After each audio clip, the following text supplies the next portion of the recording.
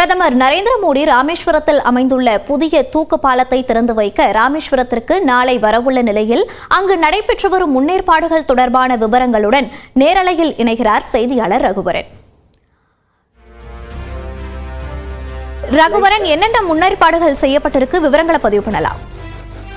நாளை பிரதமர் நரேந்திர மோடி ராமேஸ்வரத்திற்கு வர இருக்கக்கூடிய சூழ்நிலையில தற்போது ராமேஸ்வரம் பகுதி முழுவதுமாக பிரதமரின் பாதுகாப்பு சிறப்பு படையான SPG கண்ட்ரோல் எடுத்திருக்கிறாங்க. பிரதமர் இலங்கைக்கு பயணம் சென்றிருக்கிறார். அதனால இலங்கையிலிருந்து அவர் இங்க மண்டபம் பகுதிக்கு ஹெலிகாப்டர் மூலமாக வர இருக்கிறார். அந்த ஹெலிகாப்டர்ல இருந்து மண்டபம் பகுதியில் இறங்கிய பிறகு பாத்தீங்கன்னா அவர் பாம்பன் பாலத்துக்கு போறாரு. அதன் பிறகு அவர் ராமநாத சுவாமி கோயில்ல ராமநவமி சாமி தரிசனம் செய்கிறார்.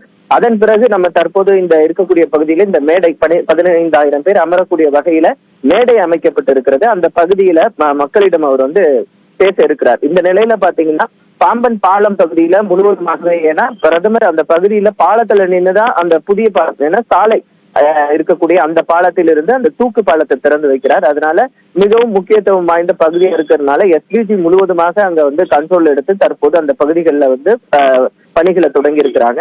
அது மட்டும் இல்லாமல் சுமார் பிரதமர் இருக்கக்கூடிய ஒரு 3 மணி நேரம் இந்த பாலத்தில் இந்த போக்குவரத்தும் தடை செய்யப்படும் என்று சொல்லப்பட்டிருக்கிறது. இந்த ராமநவமியை முன்னிட்டு கோயில்ல போய் அவர் சாமி தரிசனம் செய்ய இருக்கிறதுனால சரியாக 3/4 மணி நேரம் அவர் கோவிலில் இருப்பார் என்று பாதுகாப்பு அதிகாரிகள் தெரிவிச்சிருக்கிறாங்க. அந்த 3/4 மணி நேரம் சாமி தரிசனம் முடித்த பிறகு இந்த மேடையில் அவர் பணிகளை துவங்கி வைத்து பல்வேறு பணிகளை துவங்கி வைத்த பிறகு மக்களிடம் உரையாற்ற இருக்கிறார். களத்திலிருந்து தகவல்களை பதிவு செய்தமைக்கு நன்றி ரகுவரன்.